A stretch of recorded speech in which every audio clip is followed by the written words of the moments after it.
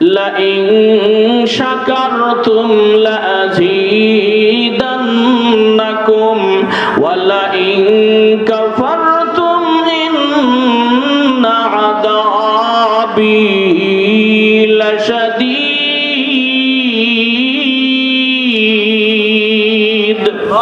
আর জোরে কোন আল্লাহু আকবার।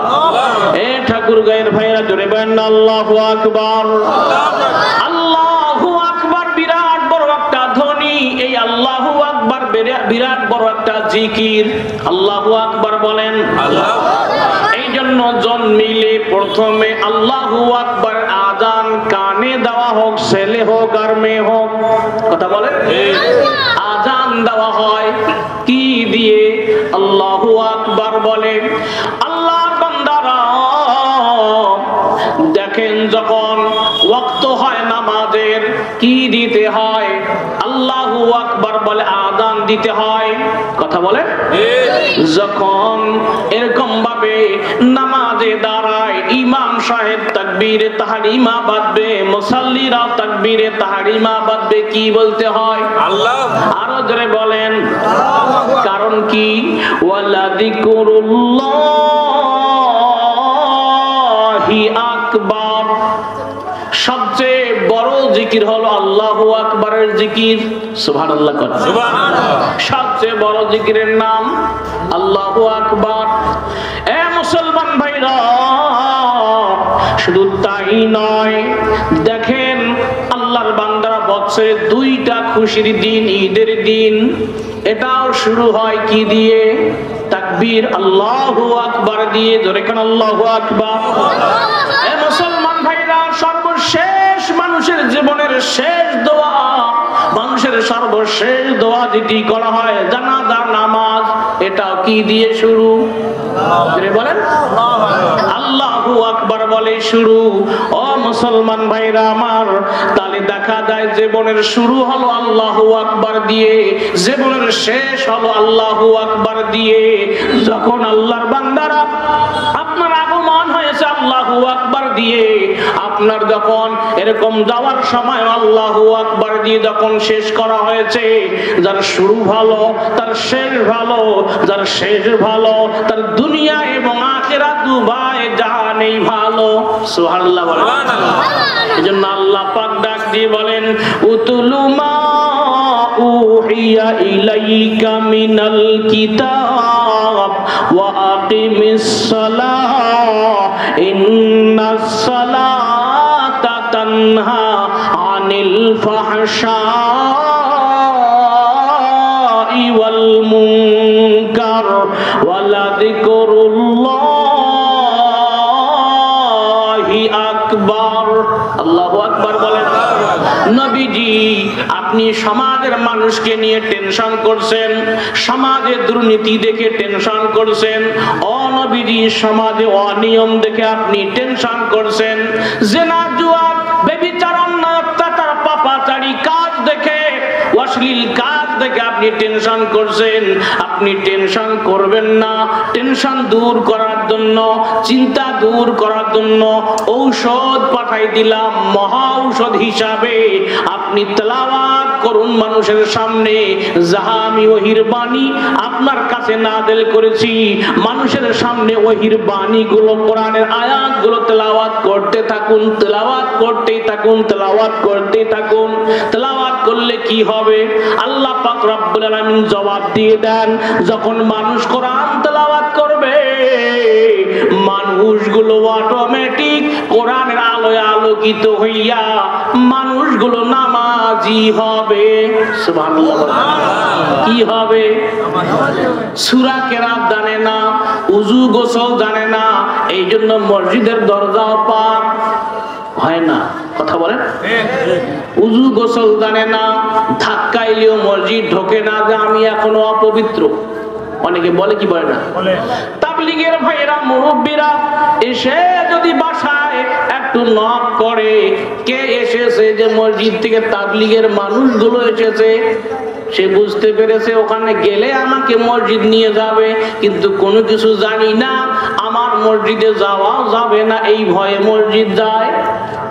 তাবলীগের লোকের সাথে দেখা দেয় না, করে না। কথা বলেন ঠিক কি? ও মুসলমান, কিন্তু শোনেন, একটা প্রবাদ বাক্য আছে, সৎ সঙ্গে স্বর্গে বাস, অসৎ সঙ্গে সর্বনাশ। যদি বলেন সর্বনাশ, সর্বনাশ। যদি আপনি ভালোদের সাথে চলাফেরা করেন, ভালো হতে পারেন।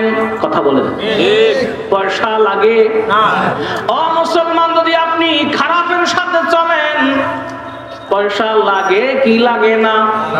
ডাল খোরের সাথে চলছেন, দুই একদিন ফিরি ফিরি খাওয়াবে, তারপর আপনার জমি বিক্রি করে আপনার ছেলে ওই ডাইল খোরদের সাথে যখন চলবে, আস্তে আস্তে দেখা যাবে ওরা 2 দিন খাওয়াইছে, এখন শোধ করতে হবে।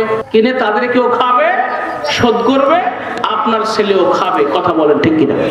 ও মুসলমান, এই জন্য সৎ সঙ্গে স্বর্গে বাস, অসৎ সঙ্গে সর্বনাশ। আল্লাহ পাক ডাক দিয়ে বলেন, তোমরা সৎ সঙ্গ দাও, অসৎ সঙ্গ ছেড়ে দিয়ে দাও।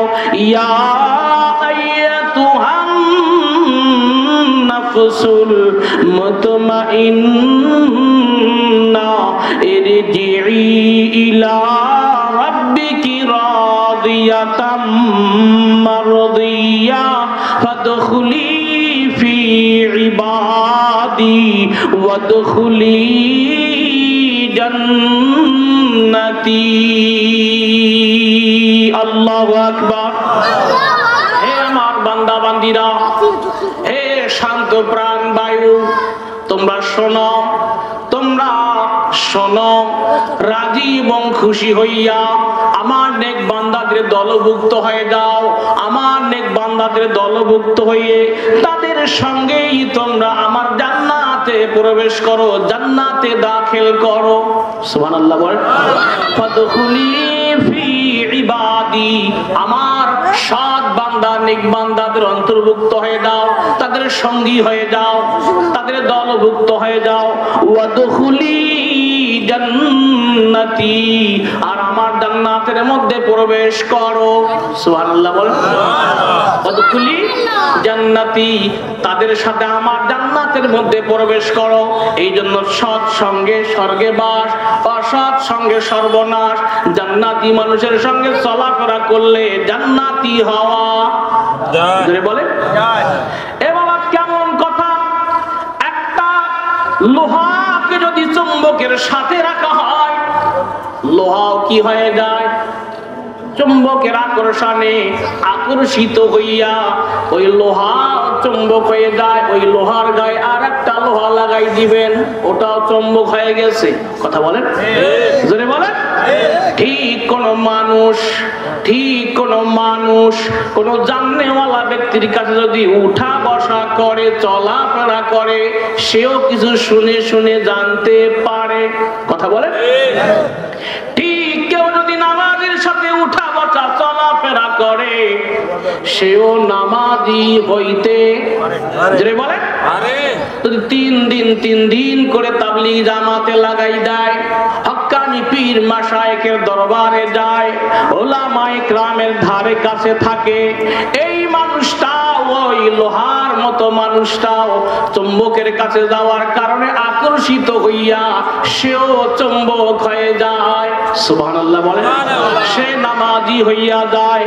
আল্লাহ পাক রব্বুল আলামিন ডাক দিয়ে বলেন, ফাদখুলি ফি ইবাদি ওয়াদখুলি জান্নাতি। আল্লাহু আকবার বলেন। ও মুসলমান, কেমন পাওয়ারফুল মানুষগুলো হয়! মানুষগুলো জান্নাতি শুধু হয় না, মানুষগুলো কেমন হয় আল্লাহ পাক বলেন, এই মানুষগুলো যখন ঈমানদারের সাথে চলাফেরা করে, নেক আমল করেওয়ালাদের সাথে চলাফেরা করে, এই মানুষগুলো ঈমানওয়ালা হয়ে যায়, পাওয়ারফুল ঈমানদার হয়ে যায়। এই মানুষগুলো কি হয়ে যায়? নেক আমল করেওয়ালার সঙ্গে চলাফেরা করলে পাওয়ারফুল আমলদার হয়ে যায়। এই মানুষগুলোকে তখন সাধারণ কোনো মানুষ বলা হয় না, এই মানুষগুলোকে তখন আল্লাহওয়ালা বলা হয়। সুবহানাল্লাহ। এই মানুষগুলোকে কি ওয়ালা বলা হয়? যে পিঠা বিক্রি করে কি বলা হয়? পিঠাওয়ালা। আম বিক্রি করে আমওয়ালা। ও মুসলমান, কলা বিক্রি করে তার নাম হলো কলাওয়ালা। আর যে সব সময় ঈমান নিয়ে আমল নিয়ে চলাফেরা করে সে কিওয়ালা? জোরে বলেন। যে নামাজের ধারে পাশে যায় না সে কি আল্লাহওয়ালা? জোরে বলেন না, সে কিওয়ালা? ঈমান ছাড়া আমল ছাড়া ওই মানুষটা কখনো পাওয়ারফুল হতে পারে না। এই মানুষটা জানকার লোহার মতো। কিসের? জাংওয়ালা লোহার মতো। জাংওয়ালা লোহার জাং দূর করা ছাড়া ওটা দিয়ে একটা হাতুড়িও হবে না, দাও হবে না, কুড়ালও হবে না। এটাকে দিতে হবে কামারের ভাতির মধ্যে দিয়ে, কামারের আগুনের মধ্যে দিয়ে পুড়িয়ে এটাকে লাল লাল বানাইয়া এটাকে আবার একটা বড় লোহার মধ্যে রাখিয়া ওই লাল লোহাটাকে আর একটা বড় হাতুড়ি দিয়ে বাড়ি দিয়ে দিয়ে ওর জাংগুলো সারানো হয়। কথা বলেন। তখন লোহা কি হয়ে যায়? পরিষ্কার। লোহা কি হয়ে যায়? পরিষ্কার হয়ে যায়। ঠিক যখন কোন মানুষ বেনামাজি হয়ে যায়, এই বেনামাজি মানুষটাকে কলবের মধ্যে আল্লাহর জিকির দিয়ে, আল্লাহ পাকের জিকির দিয়ে, আল্লাহ পাকের জিকির দিয়ে কলবটার মধ্যে ধাক্কা দিয়ে, কলবের মধ্যে মার দিয়ে দিয়ে তার কলবটাকে পরিষ্কার করতে হয়। সুবহানাল্লাহ। এইজন্য আল্লাহ পাক বায়ুযকুরুল্লাহ যিকরান কাসীরা। আল্লাহু আকবার। এ বান্দারে আমার তোমরা জিকির করো বেশি বেশি করে। জিকির কম করে না বেশি করে? বেশি। জিকির যে যত বেশি করবে আল্লাহর সাথে ভাব, ভালোবাসা, মোহাব্বত, প্রেম তত বেড়ে যাবে। সুবহানাল্লাহ। যে আল্লাহর জিকির বেশি করবে আল্লাহর মোহাব্বত তার অন্তরে বেশি করে হবে। কথা বলে। এই জন্য জিকির কম না বেশি? যিনি আমাকে আপনাকে সৃষ্টি করেছেন তিনি বলেছেন জিকির কম নয়। উযকুরুল্লাহ যিকরান কাসীরা। তোমরা বেশি করে আমার জিকির করো, আল্লাহর জিকির তোমরা বেশি করে করো। নামাজ 5 ওয়াক্ত পড়ো। 6 ওয়াক্ত পড়লে হবে? কম করলেও হবে না। বছরে তোমরা জীবনে একবার যার উপর হজ ফরজ হয়েছে একবার করো, 2 বার ফরজ না, একবারে ফরজ। কথা বলেন। ও মুসলমান, যাকাত বছরে একবার যদি মাল থাকে, নিসাব সাহেবে নিসাব হয়ে থাকো, যাকাত একবার আদায় করলে বছরে একবারে হয়ে যাবে। আবার যদি দ্বিতীয় বছর মাল থাকে আবার দ্বিতীয় বছর যাকাত হবে। যাকাত বছরে 2 বার 3 বার দিলে হয় না, একবারেই হয়। সুবহানাল্লাহ। কিন্তু জিকির একবার 2 বার নয়, জিকির একবার 2 বার নয়, জিকির কত বেশি। এর কোন সীমা রেখা আছে নাকি? জোরে বলেন। সীমা রেখা নাই। এই জন্য আমার ভাইরা জিকির বেশি বেশি করে।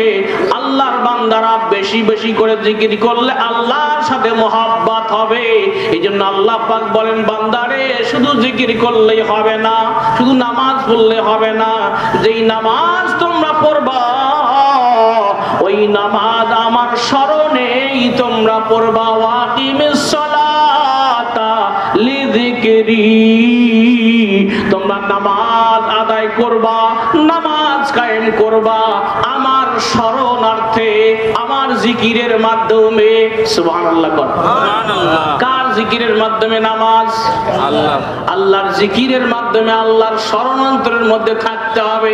আল্লাহর ধ্যান ও খেয়াল নিয়ে যখন কোন আল্লাহর বান্দা নামাজে দাঁড়াবে, ভালো করে শুনুন, আল্লাহর বান্দারা আল্লাহর জিকির, আল্লাহর ধ্যান ও খেয়াল নিয়ে যখন নামাজের মধ্যে দাঁড়ায়, আল্লাহ সুবহানাহু তাআলা ওই গোলাম যখন নামাজের মধ্যে জামাতের মধ্যে দাঁড়ায় যাবে, ও বন্ধুরে তাকবীর উলার জন্য দাঁড়ায় যায়, সেজন্য 100 উট আল্লাহ রাস্তায় কুরবানি করলো, কিংবা 1000 উট আল্লাহ রাস্তায় কুরবানি করার সওয়াব আমলনামায় পেয়ে যায়। সুবহানাল্লাহ। কত হাজার? 1000। শুধু তাই নয় ও মুসলমান ভাইরা, শুধু তাই নয়, যখন কোন আল্লাহর বান্দা নামাজের মধ্যে দাঁড়িয়ে দাঁড়িয়ে আল্লাহ পাক রব্বুল আলামিনের কোরআন তেলাওয়াত করতে থাকে, আল্লাহ পাক এক হরফে 10 থেকে 100 নেকি দান করে। সুবহানাল্লাহ। কয় শত? একটা হরফ পাঠ করলে 100 নেকি পাওয়া যায়। আল্লাহু আকবার। কিতাবের মধ্যে লিখেছে যখন কোন আল্লাহর গোলাম নামাজের মধ্যে দাঁড়িয়ে দাঁড়িয়ে থাকে, যতক্ষণ দাঁড়িয়ে সূরা কেরাত পড়তে থাকে, মুসাল্লিরা শুনতে থাকে, আল্লাহ সুবহানাহু ওয়া তাআলা তার উপর রহমতের বৃষ্টি ততক্ষণ পর্যন্ত বৃষ্টি দিনায় রহমত বর্ষণ করতেই থাকে, করতেই থাকে। সুবহানাল্লাহ, সুবহানাল্লাহ। এইজন্য নামাজ লম্বা পড়া দরকার আছে না নাই? আছে। লম্বা না ছোট? আমাদের নামাজ যত ছোট তত ইমাম ভালো। কথা বলেন না? যত ছোট ছোট কেরাত সূরা পড়বে তত ইমাম সাহেব কি খুব ভালো। আর যদি লম্বা পড়ে, যে এরকম মরা ইমাম আর দেখি নাই। কথা বলেন ঠিক কিনা? আমার কথা কি বুঝতেছেন? ও মুসলমান ভাইরা, এই জন্য ভালো করে শুনুন, নামাজ পড়লে কি লাভ, নামাজ পড়লে কি লাভ। এরপর আমি বলতেছি পাওয়ারফুল মানুষ কখন হয়? যখন পাওয়ারফুল হয় মানুষটা ইমানের মাধ্যমে, নেক আমলের মাধ্যমে, ওই মানুষটাকে আল্লাহ পাক রব্বুল আলামিন এত ভালোবাসেন যে তাকে এত ভালোবাসেন আল্লাহ, সমস্ত মাখলুকের মধ্যে ভালোবাসাও ঢেলে দিয়ে দেন। সব মাখলুক ওই ইমানদার, আমলদার, পরহেজগার মানুষটাকে, নামাজি মানুষটাকে, আল্লাহওয়ালা মানুষটাকে সব মাখলুকেই ভালোবাসতে থাকে। সুবহানাল্লাহ, সুবহানাল্লাহ। সব মাখলুক ওই মানুষটাকে ভালোবাসতে থাকে। ও মুসলমান, লম্বা আলোচনা নয়। এবার দেখুন নামাজ কেমন নামাজ আমরা পড়তেছি। এবার দেখেন, যখন আমরা নামাজের মধ্যে দাঁড়াই, কিতাবের মধ্যে আসে ওই সময় আমরা খেয়াল করতে হবে, ধ্যান করতে হবে কি আমি দাঁড়াই গিয়েছি ফুলসিরাতের উপরে। কোথায়? আমার দিকে দেখেন সবাই, খুব মনোযোগের সাথে শোনেন। এই ওয়াজ আর আগামীকালকে পাবেন না। ও মুসলমান, আমি চলে যাওয়ার পর পাবেন না। হয়তো আমার মুখ থেকে যে কথাটা বের করে দিচ্ছেন আল্লাহ পাক অন্য কথা মুখ থেকে বের করে নাও দিতে পারেন। ওয়াজ যে বক্তারা করে, ওয়াজ বানাইনি, ওয়াজ এসে করতে পারে না, ওয়াজ সাজাই নিয়ে এসে করতে পারে না, আল্লাহর পক্ষ থেকে ঢেলে দেওয়া হয়, তাই বলা হয়। কথা বলেন ঠিক কিনা? এই জন্য দোয়া করতে আল্লাহ বক্তার মুখ থেকে এমন কিছু কথা বের করে দিও যেগুলো আমরা আমল করতে পারি। কারণ আমল সে জিন্দগি বনতি হ্যায়, জন্নত ভি জাহান্নাম ভি, ये फितरत में है खाकी ना नूरी है ना नारी, ये फितरत में है खाकी ना नूरी है ना नारी। মানুষের আমল দিয়ে জিন্দেগি গঠিত হয়। সুবহানাল্লাহ বলেন। সুবহানাল্লাহ। জিন্দেগি কি দিয়ে গঠন হয়? আমল দিয়ে, নেক আমল দিয়ে। আমার ভাইয়েরা, যখন মানুষটা নামাজের মধ্যে দাঁড়াবে তখন এই নিয়ত করতে হবে মনে মনে, আমি ফুলসিরাতের উপর দাঁড়িয়েছি, ডান পাশে আমার জান্নাত, বাম পাশে আমার জাহান্নাম, পিছনে আমার আজরাইল মালাকুল মউত, সামনে আমার কাবা, আমার সামনে রব যেন দাঁড়িয়ে আছে, আমার সামনে রব যেন দাঁড়িয়ে আছে। এই মনে করে যখন কোন আল্লাহর বান্দা নামাজে দাঁড়াবে, শয়তান এসে ওয়াসওয়াসা দিবে না। দিবে নাকি? না। এরকম খেয়াল কোনদিন করছি নাকি নামাজের মধ্যে? না। কোনদিন করছি? কোনদিনও আমরা এই খেয়াল করি না। নামাজে এই খেয়াল ধ্যান করে দাঁড়াতে হবে যে আমি ফুলসিরাতের উপর দাঁড়িয়েছি, ডান পাশে আমার জান্নাত।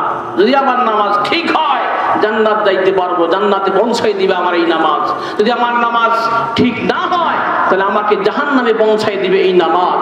সামনে আমার আল্লাহ আমাকে দেখতেছে, আমার মালিক আমাকে দেখতেছে। কোনো কামলা যদি দেখে তার মালিক জমির আইলের মধ্যে দাঁড়িয়ে আছে, সে কাজে কি ফাঁকি দিবে? না, কোন শ্রমিক ফাঁকি দেওয়ার কি সুযোগ আছে? সুযোগ নাই, কারণ মালিক দাঁড়িয়ে আছে, আমার আল্লাহর সামনে উপস্থিত। কেমন করে অন্যদিকে আমার মন যাবে? শুধু তাই নয়, আমার পিছে আজরাইল আছে, কখন যেন খপ করে আমার রুহটা বের করে নিয়ে চলে যায়। এই জন্য কি করতে হবে? এই ধ্যান খেয়াল, নামাজে যখন দাঁড়াবো এই ধ্যান ও খেয়াল আমার পয়দা করতে হবে। এই ধ্যান ও খেয়াল অন্তরের মধ্যে যখন আমার থাকবে, তখন নামাজে কখনো বেখেয়ালি হয় অন্যদিকে আমার নজর যাবে না, অন্যদিকে আমার ধ্যান খেয়ালও যাবে না, অন্যদিকে মনও যাবে না, নামাজও সহজে ভুল হবে না। ঠিক কিনা আমার ভাইরা? শুধু তাই নয়, কিতাবের মধ্যে লিখেছে যখন আল্লাহর কোন বান্দা সূরা কিরাত করার পরে রুকুর মধ্যে চলে যায়, রুকুতে আল্লাহর বান্দা যতক্ষণ থাকে, ও মুসলমান, রুকুকারী বান্দার ওজন বরাবর স্বর্ণ। আল্লাহ রাস্তায় সদকা করার সওয়াব আল্লাহ রুকুকারী ব্যক্তির আমলনামায় দান করে দিয়ে দেয়। সুবহানাল্লাহ কোন। একটা মানুষের ওজন কতটুকু বাবা? এবার জান, একটা মানুষের ওজন 40 কেজি থেকে নিয়ে 80 কেজি পর্যন্ত আছে, এর উপরেও আছে, নিচেও আছে।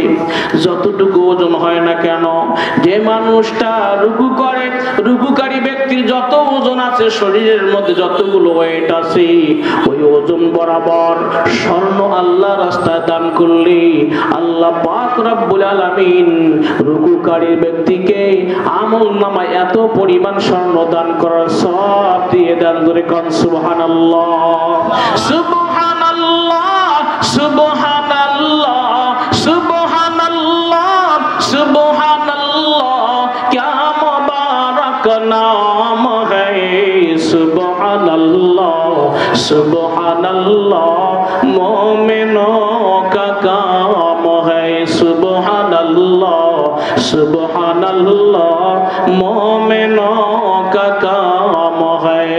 जोरे बोलूं सुबहानल्लाह।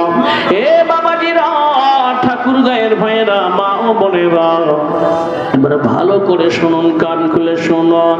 আমি আব্দুর রাজ্জাক সৈয়দ পড়ে বলি দিয়ে যাই, আল্লাহর বান্দারা, তাহলে যে ব্যক্তি রুকু করে, রুকু করনেওয়ালা শরীরে যতগুলো ওজন আছে, এত পরিমাণ স্বর্ণ কি কারো ঘরে আছে? যদি বলেন কারো দোকানে আছে?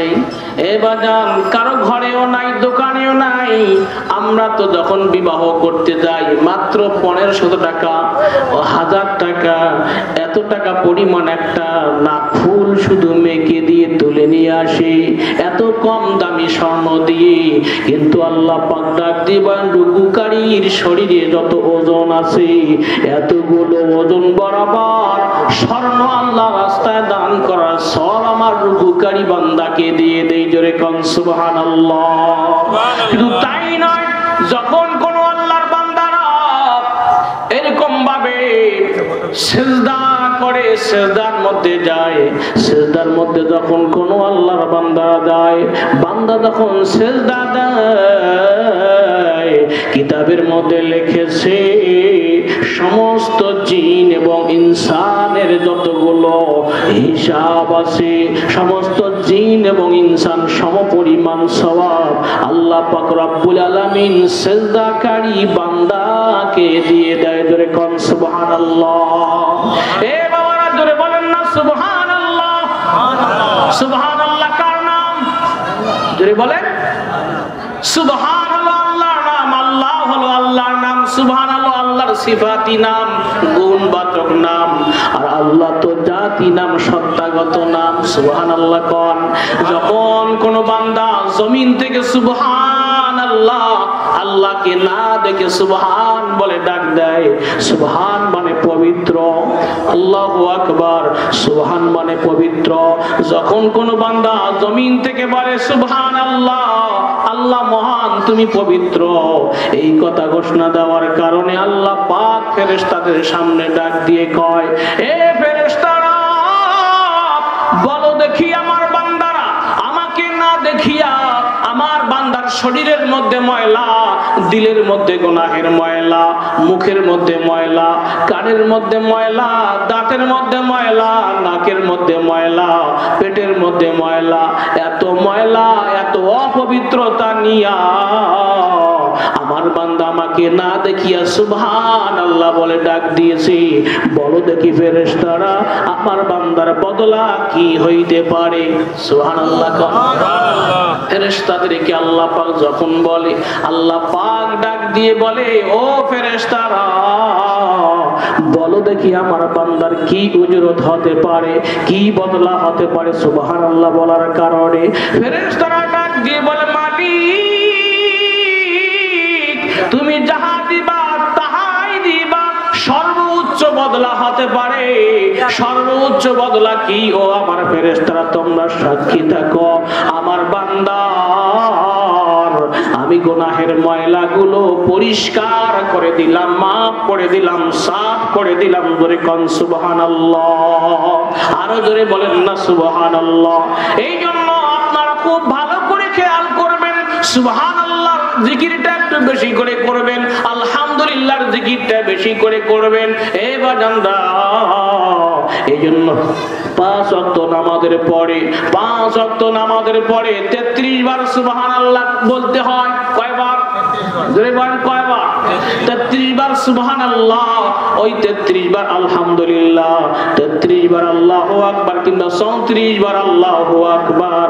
আর একবার যদি বলা হয় লা ইলাহা ইল্লাল্লাহু ওয়াহদাহু লা শারীকা লাহু লাহুল মুলকু ওয়া লাহুল হামদু ওয়া হুয়া আলা কুল্লি শাইইন কাদির। কিতাবে লিখেছে আল্লাহর বান্দার যদি সমুদ্রের ফেনা পরিমাণ গুনাহ হয়, এই গুনাহগুলো এই আমল করার কারণে আল্লাহ তাআলা maaf করে দিয়ে দেয়। সুবহানাল্লাহ বলেন, আরো জোরে বলেন না সুবহানাল্লাহ। এ ঠাকুরগাঁয়ের ভাইয়েরা, শিবগঞ্জের ভাইয়েরা, ভালো করে একটু শুনুন। এরপর বলছিলাম আল্লাহর বান্দারা, আল্লাহ পাক রব্বুল আমিন বান্দার জীবনের সব গুনাহগুলো maaf করে দেয় যখন বান্দা সুবহানাল্লাহ বলে ডাক দেয়। এজন্য সুবহানাল্লাহ বলা দরকার আছে না নাই? যারা বলবেন কি বলবেন না? সুবহানাল্লাহ একটু বলেন, অভ্যাস করেন। আজকে মাহফিলে এসে যদি অভ্যাস করেন, এই অভ্যাসটা থেকেই যাবে। এজন্য শিখার জন্য মাহফিলে আসতে হবে, শিখার জন্য মাহফিলে বসতে হবে, শিখার জন্য মাহফিল সাজাতে হবে। ও বন্ধু, শিখার জন্য মাহফিল আয়োজন করতেই হবে। কথা বলেন, করতে হবে কি হবে না? এবার আসুন, যখন কোন আল্লাহর বান্দা সিজদা থেকে উঠে তাশাহুদের জন্য বসেন, কিসের জন্য? তাশাহুদ পড়ার জন্য তাশাহুদের বৈঠক করেন। দুইজন পয়গম্বর সবরকারী পয়গম্বরের সবুরের সওয়াব, ধৈর্যের সওয়াব আল্লাহ আমলনামার মধ্যে দিয়ে দিবেন। সুবহানাল্লাহ। দুইজন পয়গম্বর সবুরকারী পয়গম্বর, দুইজন সবুরকারী পয়গম্বরের মধ্যে একজনের নাম হযরতে আইয়ুব আলাইহিস সালাতু ওয়াস সালাম, যিনি 18 বছর ধরে রোগাক্রান্ত হয়েছিলেন। তার শরীরের মধ্যে এমন রোগ ব্যাধি সৃষ্টি হয়েছিল, গোশতের মধ্যে পচন ধরেছিল, শরীরের গোশতের মধ্যে পচন ধরার পরে পোকা লেগেছিল, পুরা গোশত শরীরের সব গোশতগুলো খেয়ে ফেলেছিল। ও মুসলমান, সে আইয়ুব পয়গম্বর 18 বছর ধরে আল্লাহর কাছে কি করেছেন? শুকর করেছেন এবং সবুর করেছেন। সবুরের বিনিময়ে আল্লাহ পাক রোগ থেকে মুক্তি দিয়েছেন। জোরে কান সুবহানাল্লাহ। আরেকজন পয়গম্বর, ঘটনাটা এখানে আছে, বলবো অল্প সময়। আরেকজন পয়গম্বর হযরতে ইয়াকুব আলাইহিস সালাতু ওয়াস সালাম, ইউসুফ নবীর বাবা। ইউসুফকে ছোট্টবেলায় যখন হারিয়ে ফেলেছিলেন, ইউসুফ আলাইহিস সালাতু ওয়াস সালামকে ভাইয়েরা চক্রান্ত করিয়া ইউসুফকে কি করেছিলেন? কুয়ার মধ্যে ফেলাই দিয়েছিলেন। 10 ভাই মিলিয়া, কয় ভাই? 10 ভাই মিলিয়া ছোট্ট ভাই ইউসুফকে যখন কুয়ার মধ্যে ফেলাই দিয়েছে। আল্লাহর বান্দা হযরতে ইয়াকুব আলাইহিস সালাতু ওয়াস সালাম সন্তানের শোকে পড়িয়া আল্লাহর বান্দা অনেক দিন ধরে, অনেক বছর ধরে সবর করেছে। এই সবর করার কারণে আল্লাহ পাক রব্বুল আলামিন তার সন্তান এবং মিশরের রাজ সিংহাসন সহ তাকে দান করেছেন। জোরে কোন সুবহানাল্লাহ। এ বাদান লম্বা আলোচনা নয়, এবার আসুন আইয়ুব পয়গম্বর কতটুকু সবর করেছেন, কেমন সবর করেছেন, এবং ওই সবরকারী পয়গম্বরের সাথে তার স্ত্রী রহিমা থাকার কারণে রহিমাও সবর করে থেকেছেন, স্বামীর সেবা করেছেন, যত্ন করেছেন। এই জন্য রহিমাকে আল্লাহ পাক রব্বুল আলামিন এরকম ভাবে পুরস্কৃত করেছেন। জোরে কোন সুবহানাল্লাহ।